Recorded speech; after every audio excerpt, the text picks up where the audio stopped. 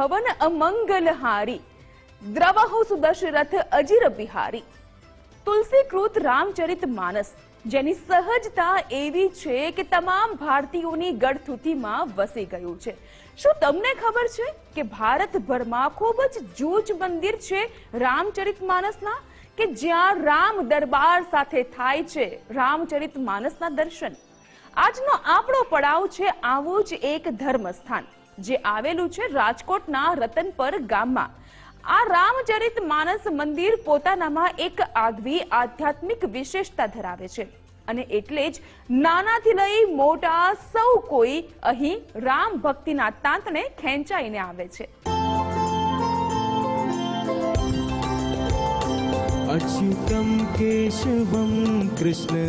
રાજકોટ શહેરથી માત્ર 15 કિલોમીટર દૂર આવેલું રતનપર ગામ, જ્યાં ફરકે છે ધર્મની ધજા। ધનુર્ધારી શ્રી રામ સાથે માતા જાનકી અને ભાઈ લક્ષ્મણ, જેમની સુંદર મુખમુદ્રાના દર્શન કરી કોઈનો પણ દિવસ થઈ જાય તે જોઈ, અને સાથે આદર્શોની કહાની કહેતી દિવાલો, જે આજના યુગમાં શીખવે છે સિયારામના ચરિત્રનું આચરણ। રામ ભક્તોની આસ્થાનું આ સ્થાન છે રામચરિત માનસ મંદિર।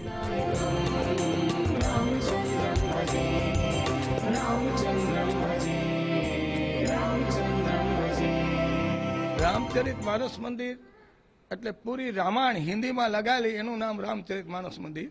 ભારતમાં એક કાશીમાં હતું, બીજું રાજકોટ આપણે બનાવ્યું। પણ રાજકોટનું બનાવવા પહેલા મનોહરલાલજી મહારાજ અહીંથી કાશીમાં ગયા, કથાકાર હતા, ભાગવતકાર છે, અને એને અહીંયા કાશીનું મંદિર જોયું તો એને એમ થયું કે આપણે રાજકોટ તો બહુ મોટો છે, આપણે વક્તા બધાય છે, રાજકોટ તો રામાયણનું ઘર છે, તો આપણે અહીંયા પણ રામચરિત માનસ મંદિર બનાવવું જોઈએ। ત્યારબાદ રાજકોટના વેપારીઓ ને વજુબાપા નથવાણી અને બીજા ટ્રસ્ટીઓએ કીધું કે ભાઈ અમે બીડું ઝડપી તો પણ જમીન તો જોઈએ ને, તો જમીન માટે અમારા દાદા દોલુભા દાનસિંહ અને મારા પિતાશ્રી સુરુભા પ્રતાપસિંહ બે કાકા ભત્રીજાએ આ જમીન દાનમાં આપી। ત્યાર પછી આખું આયોજન કર્યું। 70માં રણછોડદાસ બાપુના હસ્તક ખાતમુહૂર્ત કરવાનું હતું, તો રણછોડદાસ બાપુને બદલે તબિયત બગડી તો ડોંગરાજમાના હસ્તક ખાતમુહૂર્ત કર્યું। कौन कहते हैं भगवान आते नहीं। આ સ્થાન સાથે આસ્થાનો સેતુ સધાયાને અંદાજે 50 વર્ષ થયા। જેમ જેમ ભક્તોની શ્રદ્ધા વધતી ગઈ તેમ તેમ મંદિરનું સ્વરૂપ પણ બદલાયું। 26 વર્ષ પહેલા જ નવા મંદિરનું નિર્માણ થયું, જેના સ્થાપત્યમાં પણ એક અનોખાપણું છે। મંદિર નિર્માણમાં જેટલા પણ પરિમાણ છે તે તમામનો સરવાળો થાય છે 9। સનાતન હિન્દુ ધર્મની વૈદિક વિદ્યામાં 9ની પૂર્ણ અંક ગણાય છે, જેનું અહીં ખાસ ધ્યાન રાખવામાં આવ્યું છે। મંદિર 207 ફૂટ લાંબુ, 99 ફૂટ પહોળું અને 81 ફૂટ ઊંચું છે। આ ત્રણેય પરિમાણમાં કુલ આંકડો 9 થાય છે, અને સૌથી મોટી વિશેષતા છે મંદિરની દિવાલો પર કંડારાયેલી રામચરિત માનસની તમામ ચોપાઈઓ। રામચરિત માનસ 23 એકરની અંદર આ મંદિર બનેલું છે, અને એની અંદર જે મંદિર છે એ 99 ફૂટનું ધનુષ છે। દુનિયામાં આવડું મોટું ધનુષ બાણ છે નહીં। વચ્ચેનો દરવાજો તીરખામડું છે, અને ઉપર જે ધજા હોય ચાંચ થઈ ગઈ, નીચે હાલવાની દોરી થઈ ગઈ, અને 207 ફૂટ લંબાઈ છે, 81 ફૂટ ઊંચું છે, અને પૂરી 13,000 લીટી રામાયણ દિવાલમાં લગાડેલી છે। મંદિરની અંદરની વિશેષતા તો જાણી, પણ વધુ એક વિશેષતા મંદિરની બહાર છે, જે ભક્તો માટે આકર્ષણનું કેન્દ્ર છે। નામ સ્મરણમાં શ્રેષ્ઠ છે 2 અક્ષરનું રામ નામ। રામ નામનો મહિમા ત્યારે સમજાય કે જ્યારે રામના નામે પથ્થર પણ તરી જાય। પુરાવો આપે છે મંદિર પરિસરના કુંડમાં તરતો આ પથ્થર, જેના પર લખેલું છે રામનું નામ। 11 કિલોનો આ પથ્થર પાણી પર તરે એ ચમત્કારથી ઓછું કેવી રીતે કહેવાય? બીજું, રામચરિત માનસ મંદિરની અંદર 40 વર્ષ પહેલા એક સંત પધાર્યા હતા, અને એ કાશી આ નીકળે ક્યાં આપણે રામેશ્વરમાં જ નીકળ્યા પથ્થર, રામેશ્વરમાં અને શ્રીલંકાની વચ્ચે અમેરિકાવાળાએ સંશોધન કરેલું છે. તમે ક્યારેક જોજો કે એમાં એ આખો પુલ છે, એમાંથી એક પથ્થર અલગ પડે. એ પથ્થરમાંથી કોઈ સંતોના હાથમાં, કદાચ કોઈ બીજા કોઈ વ્યક્તિના હાથમાં આવે તો એ અમને અહીંયા એક મહારાજ આવીને દઈ ગયા. એને કીધું કે આ પથ્થર રાખો, તમારા ભગવાનના દર્શન કરશે, માણસ હજારોના દર્શન થશે અને લાભ મળશે. તો અમે વિચાર કર્યો કે ભાઈ પથ્થર થોડો તળે. પછી અમે એ ટાઈમમાં 40 વર્ષ પહેલાં અમારા મંદિરમાં એક તપેલામાં પાણી નાખ્યું અને એની અંદર એ પથ્થર મૂક્યો તો તરતો હતો. ત્યાર પછી અમે કુંડ બનાવ્યો. આ મંદિરની વિશેષતાનો પ્રચાર જે તે સમયે તત્કાલીન મુખ્યમંત્રી નરેન્દ્રભાઈ મોદીના કાને પણ પડ્યો હતો અને તેઓ પણ આસ્થાના આ સ્થાને ખેંચાઈ આવ્યા હતા. ત્યારબાદ અહીંયા મોદી સાહેબ અહીંયા પધાર્યા હતા અને અમારી અહીંયા આરતી કરી. મોદી સાહેબ બહુ જ આ મંદિરના પ્રત્યે બહુ ખુશ થયો. ને આવડું મોટું મંદિર છે ને વચ્ચે ક્યાંય થાંભલા નથી, તો હજારો માણસ એકારે 5000 માણસ દર્શન કરે એવી આ મંદિરની વ્યવસ્થા કરી છે. અહીં રામાયણની કેટલીય પ્રસંગ કથાને જીવંત કરતી પ્રદર્શની પણ છે. નાના બાળકોના માનસ પર કદાચ અવધિમાં લખાયેલી તુલસીકૃત રામચરિત માનસના શબ્દો નહીં પહોંચી શકે. એ માટે અહીં બાળકોને આવા પ્રસંગથી અવગત કરાવવાના આશય સાથે એક પ્રદર્શન ખંડ બનાવાયો છે, જેમાં શબરીની ભક્તિ, વાલીનો વધ, પ્રભુની અયોધ્યા વાપસી તેમજ રામ રાજ્યાભિષેક જેવા વિવિધ પ્રસંગોનો ચિતાર અપાયો છે. શ્રી રામચરિત માનસ મંદિરમાં રામ દરબારના દિવ્ય દર્શન તો થાય જ છે, પણ સાથે અહીં હરિ અને હરના દર્શન કરી ભક્તો ધન્ય થઈ જાય છે. અહીં રામેશ્વર મહાદેવ સાથે દ્વારકાધીશનું પણ અલાયદું ગર્ભગૃહ છે. એક જ સ્થાને ભગવાન વિષ્ણુના 2 અવતાર અને હરિ સાથે તેમના આરાધ્ય હર પણ બિરાજમાન. મંદિરમાં આવનાર ભક્તો હરિહરના આશીષ મેળવી અનોખી શાતાનો અનુભવ કરે છે. મંદિરમાં ગૌશાળા પણ છે, જ્યાં લગભગ 70 જેટલી ગાય છે. અને આ ગૌશાળાની વિશેષતા જાણો છો શું છે? અહીં રહેતું ગોધણ તમારી પાસે દોડી આવશે જો તમે લેશો સીતારામનું નામ.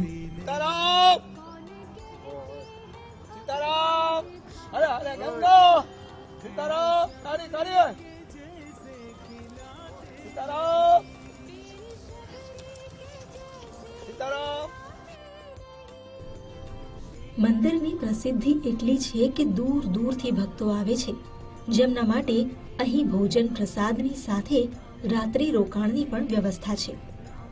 રામનવમી, કૃષ્ણ જન્મોત્સવ, શિવરાત્રી જેવા તહેવારો પર અહીં વિશેષ આયોજન કરાય છે, જેમાં ભક્તો જોડાઈ ધન્યતાની અનુભૂતિ કરે છે. કારણ કે ભક્તોને મન તો આ તેમના માનસ પટલ પર વસતા આરાધ્ય દેવ શ્રી રામનું મંદિર છે, જ્યાંથી નારાયણ અને શિવ બંનેની કૃપાનો પ્રસાદ મળે છે. કેમેરામેન કિશોર વાડોલિયા સાથે ગૌતમ ભેડા, ગુજરાત ફર્સ્ટ, રાજકોટ.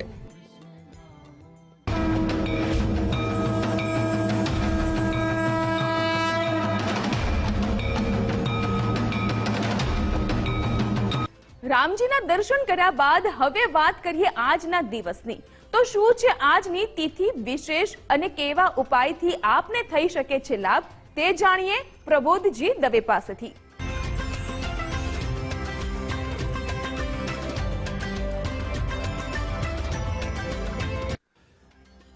નમસ્કાર દર્શક મિત્રો, તપોભૂમિ ગુજરાતમાં હું પ્રબોધ દવે આપનું હાર્દિક સ્વાગત કરું છું. આજની તારીખ છે 17/1/2024, બુધવારનો દિવસ છે. પોષ સુદ સાતમ શુક્લ પક્ષ ચાલી રહ્યો છે અને આજે નક્ષત્ર બની રહ્યું છે રેવતી.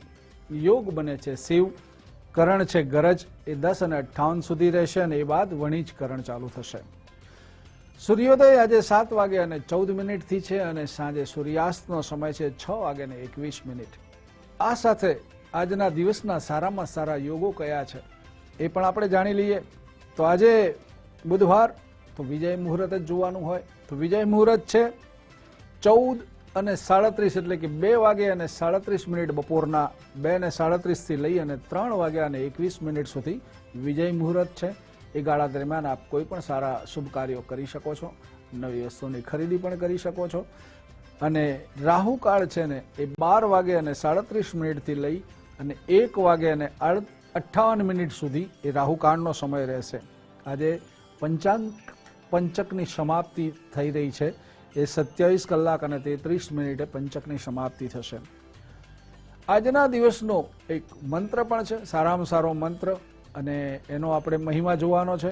અને સાથે સાથે આજે ગુરુ ગોવિંદ સિંહની જન્મ જયંતિ છે, તો એ જન્મ જયંતિ વિશે પણ જાણીશું. તો આજનો મંત્ર છે ઓમ બ્રહ્મ બુધાય નમઃ. ઓમ બ્રહ્મ બુધાય નમઃ.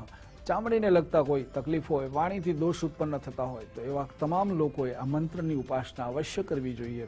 સાથે સાથે તમને કોઈ કાર્ય કરી રહ્યા છો ને એમાં પણ તમને કોઈ રૂકાવટો આવી રહી છે, તકલીફ રહી છે, તો પણ આ મંત્ર તમને ખૂબ જ લાભદાયી રહેશે. સાથે સાથે ગૌશાળાની અંદર તમે દાન આપી શકો તો એ દાનનું પણ એટલું જ મહત્વ છે. અને એ ઉપરાંત વિષ્ણુ મંદિરની અંદર લીલા કલરનું આખું નાળિયેર, લીલા કલરની ધોતી, લીલા કલરના કપડામાં બાંધી અને લીલા કલરની વસ્તુઓ, દ્રાક્ષ ને બધા ફળ ફળાદી તમે એને અર્પણ કરશો તો વિષ્ણુ ભગવાનની પણ કૃપા પ્રાપ્ત થશે. વિષ્ણુ સહસ્ત્રના આપ પાઠ પણ કરી શકો છો. તો આ હતું દિન મહિમા અને દિન વિશેષની વાત.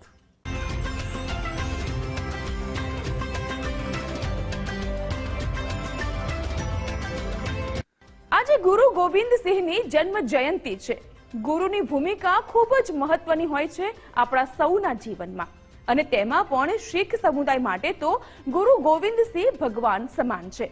એટલે જ તો તેમની જન્મ જયંતિ પર દેશભરમાં પ્રકાશ પર્વની ઉજવણી થાય છે. ગુરુ ગોવિંદ સિંહજીની જીવની સૌ કોઈ માટે પ્રેરક છે. તો આવો જાણીએ ગુરુ ગોવિંદ સિંહજીનું મહાત્મ્ય પ્રબોધ દવે પાસેથી.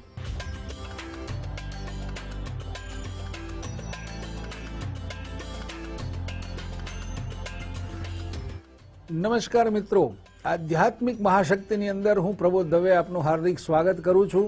આજના દિવસનો મહિમા જાણીએ.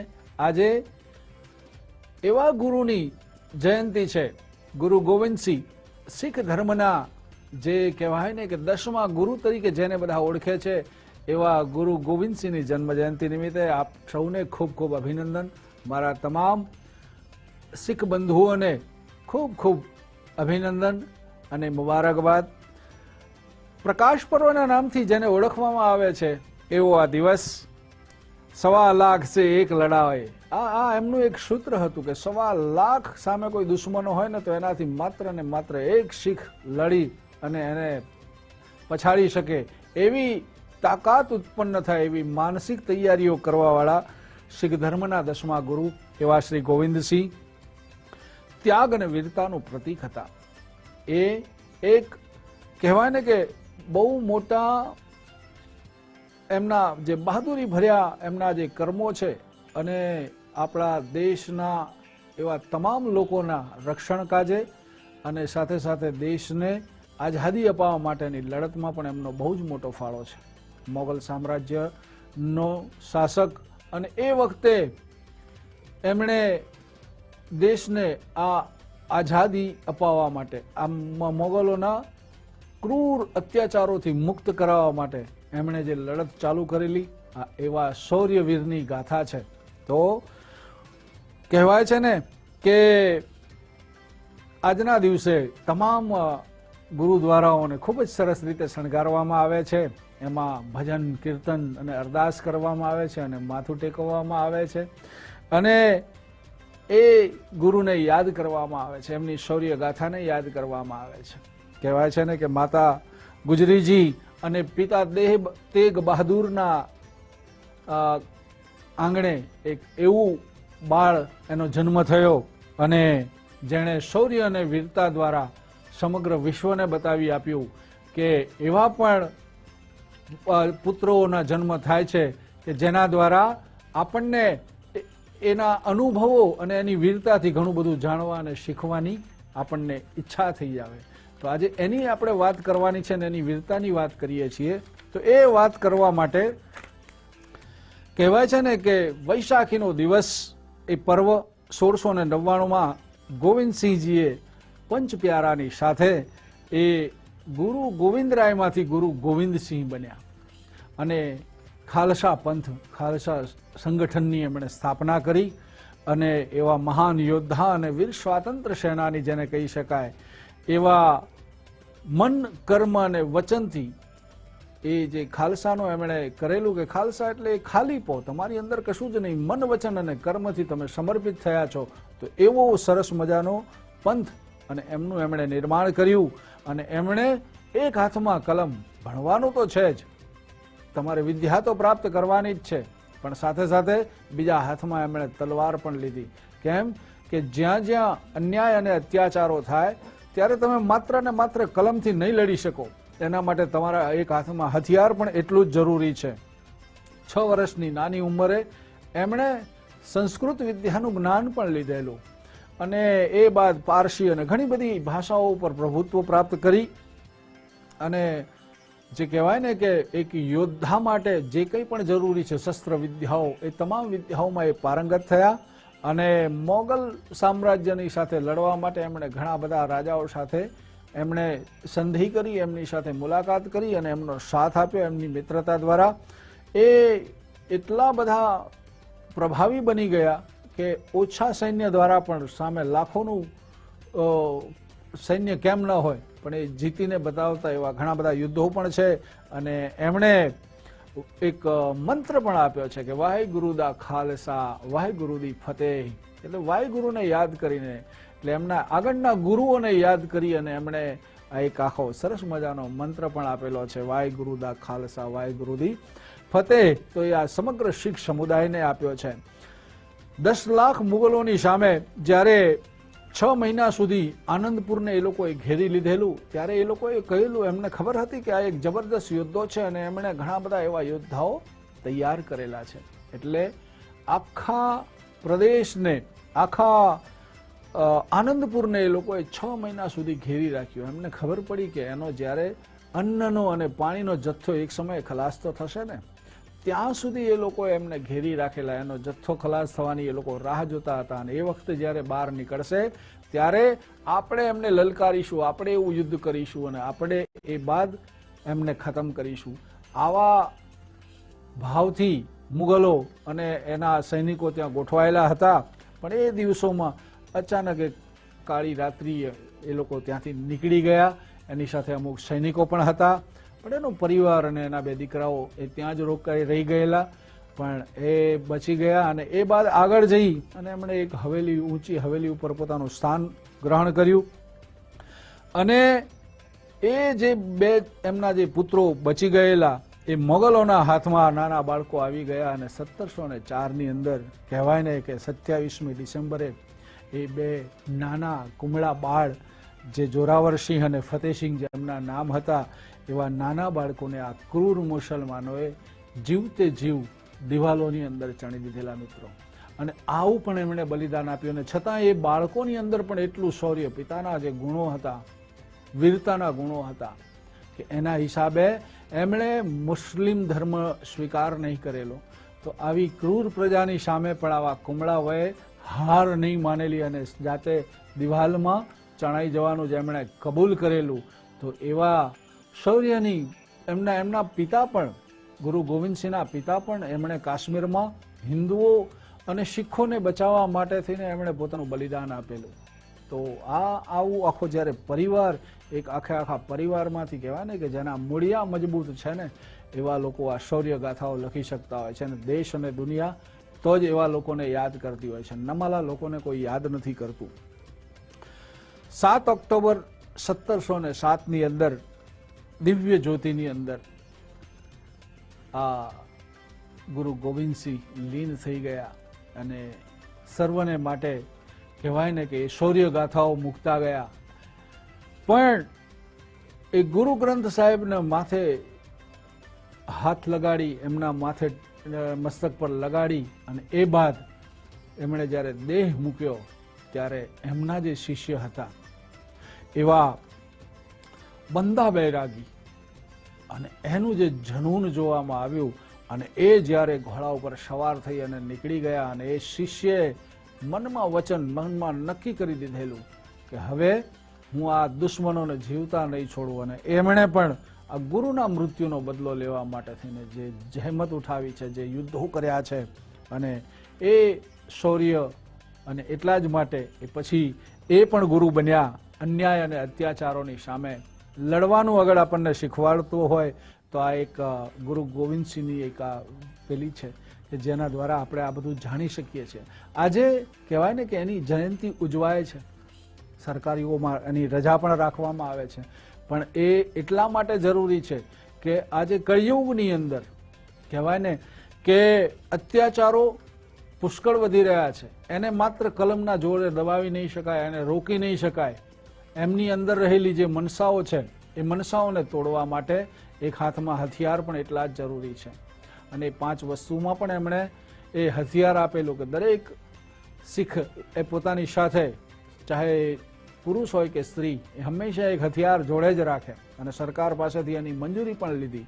એમ તમામે તમામ લોકોએ માત્ર શાસ્ત્ર જ નહીં પણ શસ્ત્રનો પણ અભ્યાસ કરવાનો. ઘરે ઘરમાંથી એવા જનોની લોકો કે જે આપણે કોઈને મારવા નથી, યુદ્ધ નથી કરવું, સહિષ્ણુ પ્રજા છીએ આપણે, પણ એનો મતલબ એ નહીં કે કોઈ આપણને દબાવી જાય. તો આવા વખતે આપણા શૌર્યની જાણકારી અને આપણને પણ આવા શસ્ત્રો ઉઠાવવા માટેનું જ્ઞાન, શસ્ત્રો ચલાવવા માટેનું જ્ઞાન એ પણ આપણને એટલું જ જરૂરી છે. માટે દરેક હું તો સરકારને પણ વિનંતી કરું કે શાળાની અંદર પણ આવા શસ્ત્રની તાલીમો એ બધું ચાલતું રહે, અને જેના દ્વારા દરેક વ્યક્તિ પોતાને બચાવવા માટે એટલી સશક્ત રહે. સ્ત્રીઓ હોય, બાળકો હોય, દરેકને આવું જ્ઞાન પ્રાપ્ત થાય. અને અઠવાડિયામાં કમસે કમ એકાદ દિવસ તો એવો હોવો જોઈએ જેમાં શસ્ત્રની તાલીમ આપવામાં આવે.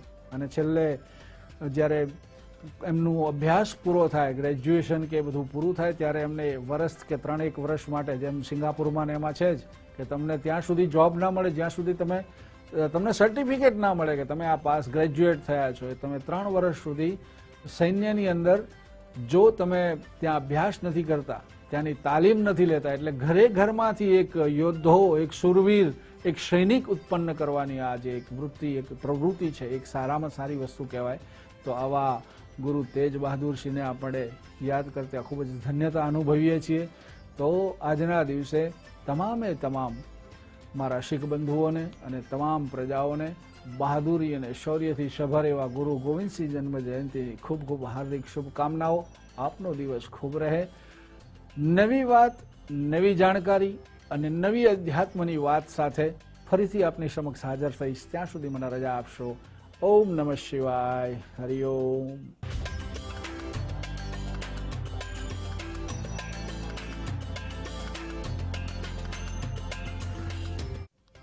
જે રામ નામના મહિમાનું ગાન સ્વયં શિવ પણ કરે છે, એ રામ નામની ધૂન મન મનમાં રમાવી આપણે સૌ ભક્તિ પથ પર આગળ વધી આધ્યાત્મિક ઉન્નતિ કરતા રહીએ, એ જ પ્રાર્થના સાથે હવે અમે આપનાથી લઈએ વિદાય. પણ આવતીકાલે ફરીથી મળીશું અને તપોભૂમિ ગુજરાતની આ યાત્રાને આપણે આગળ વધારીશું. ત્યાં સુધી મને આપશો રજા. જય શ્રી રામ.